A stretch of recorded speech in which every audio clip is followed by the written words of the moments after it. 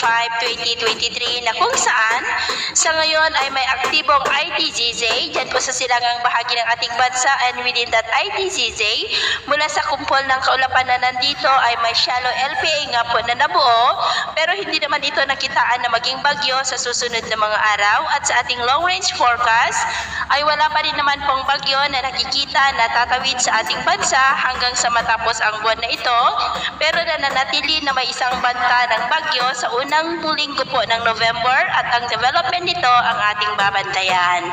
At sa lagay ng ating panahon ngayon, may amihan pa rin na umiihip dito po sa northern part ng Northern Luzon at manipis na shear line na nasa northeastern part po ng Cagayan, habang may shallow LPA naman sa silangang bahagi ng Mindanao sa labas ng ating area of responsibility. At sa lagay ng ating panahon ngayon, maulap na kalangitan na may mga pulupulong pagulan sa ilang bahagi ng Ilocos Region, Cordillera, Cagayan Valley, ilang bahagi ng Central Luzon, Metro Manila, Legazpi, Sorsogon,